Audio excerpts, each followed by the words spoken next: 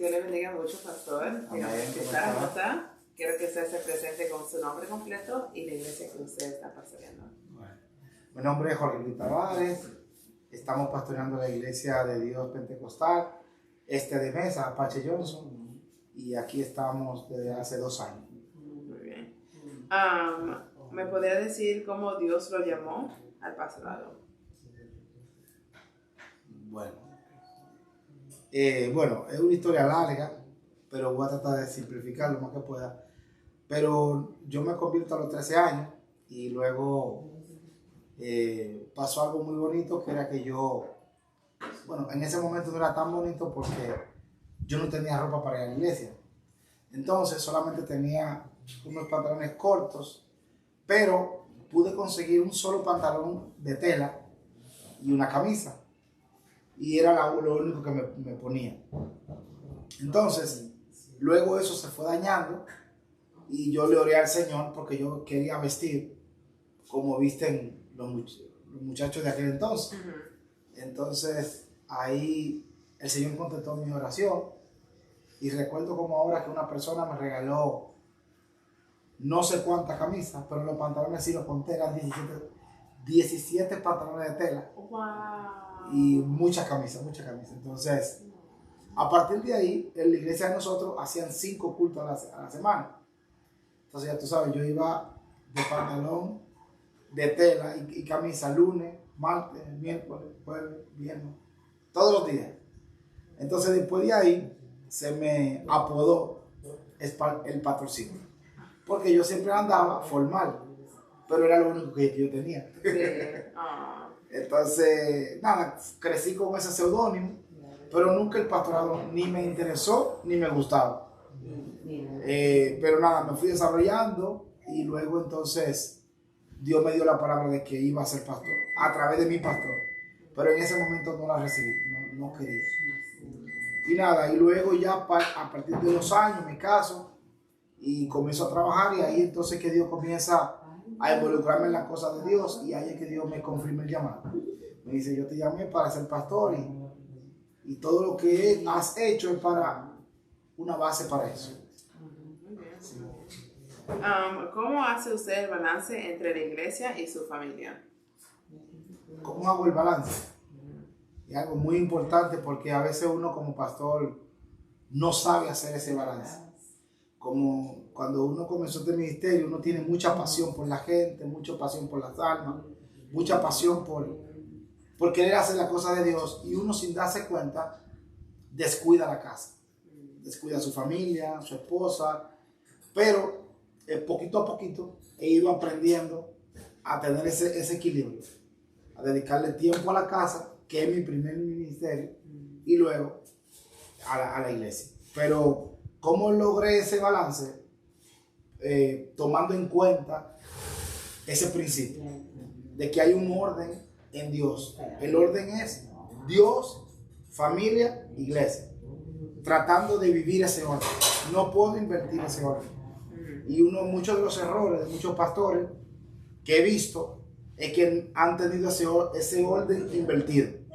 Tienen a Dios primero, pero tienen el ministerio por encima de la familia. Y yo estoy aprendiendo a que no es así. Es Dios, familia y ministerio. Así logré ese balance con mi familia. Algo muy importante que usted dijo es el orden que Dios nos ha mandado a hacer aquí en la tierra, y es muy bueno que usted está haciendo con su familia. ¿Cuántas veces al año usted toma vacaciones? Bueno, últimamente nosotros en estos 2 años de ministerio no hemos tomado una vacación así que podamos decir una vacación, sino que han habido eventos, semanas que las hemos tomado para interactuar entre familias. La última vez que lo hice fue hace 2 años, así que tengo 1 año que no pude tomar vacaciones por asunto de que el ministerio estaba demandando mucho y estamos en proceso de crecimiento. Pero ya nosotros este año sí ya establecimos, por lo menos establecimos una vez al año salir de vacaciones. Pero en este año hemos tomado 2 breaks como familia. 2 breaks cortos, pero en familia. ¿Usted tiene un trabajo secular? Bueno, realmente no tengo un trabajo que podamos decir secular así, sino que hago negocio, algo que no me ata con el tiempo. A veces es muy demandante, pero algo que no ocupa todo mi tiempo. Solamente me dedico 2 o 3 días a la semana, unas cuantas horas, pero no me dedico 100% a la iglesia. Sí que tengo no tengo un trabajo secular, pero sí hago negocio entre semanas que me permiten ayudar mi economía para el sustento de mi familia. ¿Y cuánto tiempo más o menos ese trabajo le quita del ministerio? Bueno, cuando comencé el ministerio, el trabajo me estaba absorbiendo mucho y estaba descuidando el ministerio. Hasta que gracias a Dios reaccioné y mi esposa también me lo hizo ver, y ahí comenzamos a tomar ya medidas. Mi primer compromiso en la iglesia, y luego cuando tengo el tiempo libre uso ese trabajo, pero realmente ese trabajo ahora mismo me ocupa quizá a la semana, qué sé yo, unas 20 horas, 25 horas, sí. No, a veces menos, a veces 15, a veces 10 a la semana, pero eso es variante.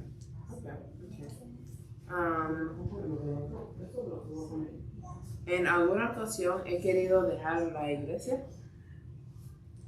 Bueno, en este tiempo ahora siendo pastor o antes de ser pastor. Siendo pastor. Bueno, podemos hacer antes. Bueno, antes de ser pastor sí, claro, eso todo joven ha pasado por esa crisis de que tú te deprimes, te decepcionas, pero uno tiene, el enemigo siempre pone ese deseo, pero cuando uno, gracias a Dios, está fundamentado en la palabra, uno reacciona rápido y dice, ¿a dónde voy a ir?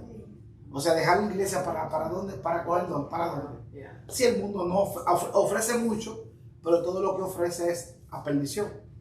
Entonces, claro, esos pensamientos antes de ser pastor sí me venían, hace, qué sé yo, 6, 7 años atrás.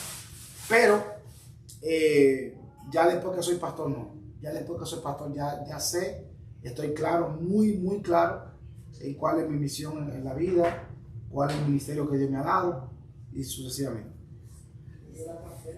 ¿Cuántos hijos tienes y si todos están en la iglesia? ¿Y qué función tienen ellos en la iglesia? Ok, bueno, tengo 4 hijos, y el más grande, el mayor, Isaac, él toca la batería en la iglesia, junto con en la iglesia. Sadiel, el segundo, toca el piano. Eliezer, él se encarga en la parte de logística, de la cámara, videos. Él me ayuda en esa parte y también me ayuda con el departamento de niños. Y también me ayuda a ordenar algunas cosas en la iglesia. Pero el más pequeño, que tiene 2 años, su ministerio es gozarse los servicios, dando vueltas en el altar, y así, eso la pasa bien.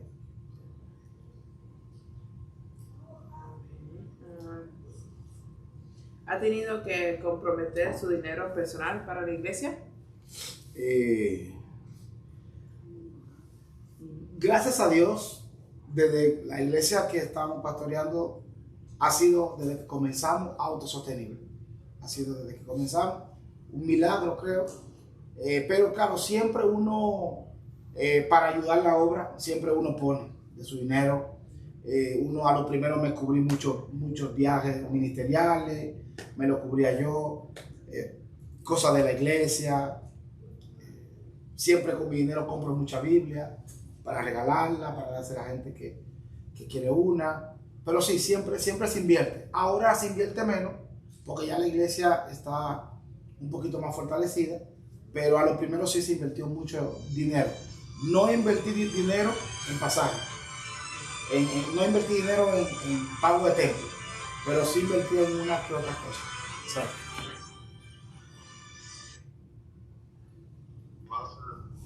Sí. ¿Qué papel desarrolla su esposa en el ministerio? ¿Qué papel desarrolla mi esposa? En el ministerio. Bueno, mi esposa en el ministerio desarrolla, creo que una función extremadamente importante, muy importante. O sea, mi amada esposa es mi mano derecha, es mi secretaria, es mi amiga. Persevera. Sí, ayuda con la finanza también. O sea, es algo, mi esposa ha sido, sin ella fuera muy, muy difícil yo ejercer el pastorado. O sea, ella no está atrás de mí, ella está al lado mío, ayudándome en todo lo que se pueda. Exacto, entonces,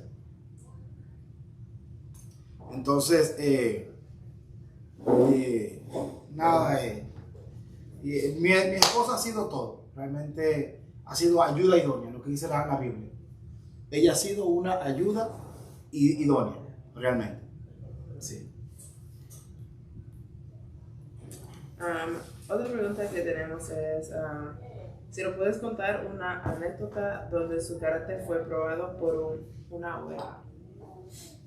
Oh, claro, mucha, siempre, ¿verdad? En la iglesia hay diferentes tipos de personas, siempre hay personas, ¿verdad?, con diferentes caracteres. Para mí fue bien interesante y extraño, ya que nunca había pastorado gente que no era de mi país. Entonces, el choque cultural, el diferente tipo de costumbre, de los diferentes derivados del español. Cada país, cada región tiene su forma de expresarse y uno poco a poco va descubriendo eso. Pero sí, realmente hay personas, ¿verdad?, que han sacado, ¿verdad?, como que uno se queda confundido, pero he sabido lidiar. A medio voy, uno va aprendiendo cada día. Uno aprende siempre algo nuevo.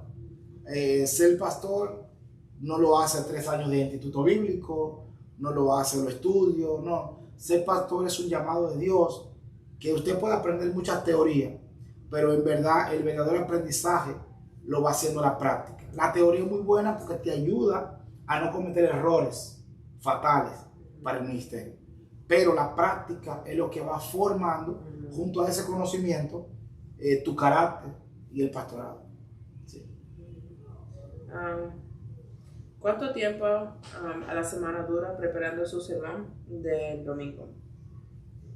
Bueno, realmente no siempre es igual. Hay momentos que Dios me da una palabra puntual y el mensaje se prepara en menos de 5 minutos. Pero hay momentos que la palabra es diferente y necesito más tiempo. 1 a 3 horas, 2 horas, hasta 4 horas he durado preparando un mensaje. Ha visto palabras que no lo he hecho de una vez, sino que me ha costado toda una semana, punto por punto, viendo qué es lo que Dios quiere a la iglesia. Pero el tiempo, si hacemos un promedio, son entre unas 2 a 3 horas, normalmente. Es lo por regular, pero puede ser más y también puede ser menos. Y las enseñanzas, ustedes tienen servicios los viernes también. ¿Cuánto tiempo más o menos para los viernes? Las enseñanzas los viernes tienen una hora. Damos 1 hora de enseñanza. Sí, los viernes. Una pregunta que yo tengo, para usted no está aquí, pero yo sé que usted vino de la República Dominicana y ahora está usted pastoreando aquí en Arizona. ¿Cómo usted ve el cambio de los ministerios donde usted se congregaba aquí en Arizona?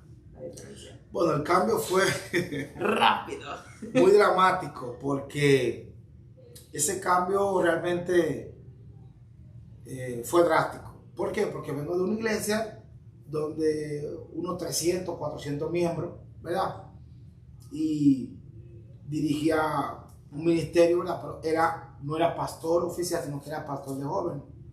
Entonces, venir a pastorear para acá, fue un poquito, el cambio lo sentí. Imagínate, estar en una iglesia donde tú no tienes que la gente llega sola, que si el domingo no se llega temprano, usted no se sienta, o se sienta atrás o parado, a venir a un lugar donde uno comienza desde cero, donde uno tiene que estar llamando a la gente, donde uno tiene que estar detrás de la gente, donde el sistema americano es un sistema bien apretado, muy cerrado, y realmente uno le cuesta realmente ese cambio. Para mí a lo primero fue frustrante, claro, uno se entristece porque uno ve lo diferente que es el país de uno a este país. Como la gente es muy arrastrada por el sistema y mayormente nunca hay tiempo para Dios, pero sí hay tiempo para el trabajo. ¿Por qué? Porque aquí, como aquí todo se paga, se sabe que la gente tiene que trabajar, pero es un sistema que si la gente no se da cuenta, lo arrastra, lo arrastra. Y para mí eso fue muy chocante porque la gente en mi país le gusta ir a la iglesia, le encanta ir a la iglesia. Y entonces aquí la gente no le gusta mucho. Entonces, y como estoy trabajando con mucha gente nueva, gente que nunca ha sido cristiana, todavía es más difícil. Pero el cambio fue muy fuerte, fue drástico. Tuve que adaptarme y tuve que entender que es diferente. Y el Señor, gracias al Señor y a mi amada esposa, hemos los dos aprendido a que no estamos en mi país. Eso fue lo más difícil para mí. Entender que ya no estoy en República Dominicana. Que estoy en un país, estoy en un estado donde aquí estoy con diferentes nacionalidades. O sea que algo multicultural y fue lo más difícil. Cambiar el lenguaje, eso fue uno de los cambios también que me costó, el lenguaje. Uno hablaba muy dominicano, un lenguaje muy coloquial. Y aquí tuve que aprender a hablar el verdadero español para que la gente me entienda. ¿Entiendes? Dejando atrás esas palabras coloquiales de mi país que la gente habla y entiende todo el mundo. ¿Entiendes? Muchas palabras que si un extranjero, una persona de Guatemala, de Honduras, se la digo, no me entiende. Entonces, esa fue una de las cosas que también me hizo esforzarme un poquito más en la lectura, en entender un español claro, en dejar ya esas frases dominicanas y comenzar a adaptar un lenguaje normal, pero también adoptar lo más importante, el verdadero lenguaje del reino, que es un solo. Exacto, esa ha sido la cosa más difícil. Y la última pregunta sería un consejo que usted le daría a alguien que tiene el llamado de pastor. ¿Qué tiene? Ok, bueno. Realmente yo le aconsejo al que tiene el llamado pastoral, que Dios lo llamó, que está seguro de que Dios lo está llamando al ministerio, le aconsejo de que no pierda tiempo. Yo perdí mucho tiempo y eso me costó casi mi salvación. No quería el compromiso, no me gustaba el pastorado para nada.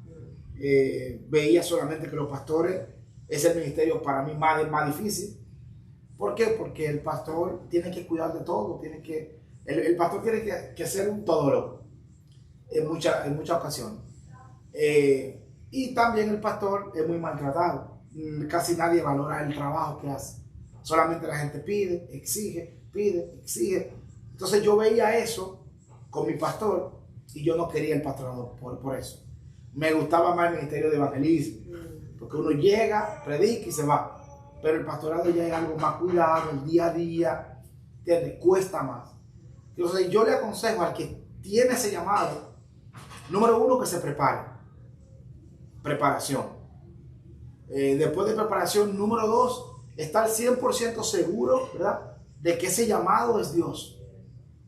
Seguro que ese llamado es de Dios. Que no es una emoción, que no es que tú quieres ser pastor, sino que, ¿verdad?, como dice la palabra, ¿entiendes?, que Pablo instituyó a Timoteo. Siempre hay alguien que te va a encaminar al pastorado. Entonces, una de las cosas que uno tiene que aprender, que quiere ser pastor, es cómo puede dejarte dirigir. Lo que más me costó a mí fue dejarme dirigir. Yo pensaba que me la sabía toda, pensaba que sabía hacer todo y al final uno no sabe nada. Entonces, tuve que aprender a desaprender. Y es lo más difícil para el ser humano. Al ser humano le cuesta mucho desaprender. ¿Por qué? Porque uno aprende algo, ya eso es así y tú no quieres hacerlo siempre así. Y nada, eso es el consejo que le doy. Que se prepare, que esté seguro de su llamado y sobre todo, claro, le aconsejo a todo aquel que tenga llamado que esté casado. Es verdad, no es que sin estar casado no se puede, pero sin estar casado es mucho más difícil. Casado es mucho más potable, es mucho más creíble, se expone uno a menos tentaciones. Entonces, esos 3 consejos es lo básico. Hay muchos consejos, sí. Pero esos 3 es lo que más. Número 1, que esté seguro que fue de Dios. Número 2, la preparación. Es inminente prepararse. Es necesario preparación, porque el conocimiento se necesita para no cometer errores. Sí. Y número 3, que esté casado con una esposa que ame también ese ministerio, ¿entiendes? Y que quiera estar contigo con ese llamado, para no hacer yugo de desigual. Entonces, esos son los 3 consejos más puntuales que puedo dar, porque que ya el llamado pastoral es demasiado. Aún con 2 años de ser pastor ya oficial, pero con más de 10 años estando con pastores, uno nunca deja de aprender. Uno se sorprende siempre. Siempre Dios te enseña algo nuevo.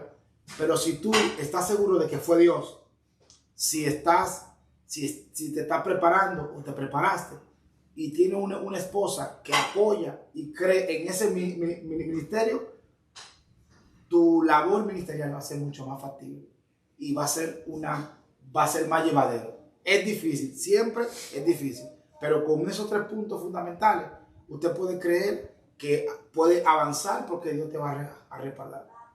Muchas gracias por su tiempo, pastor. Bien, gracias. Sus consejos sí se los voy a llevar a pecho, y voy a estar compartiendo esto con nuestra clase también. Okay. Para que ustedes sepan. Okay. Nada, gracias a Cristal por invitarme aquí en mi casa. Me siento muy honrado de que me haya tomado en cuenta.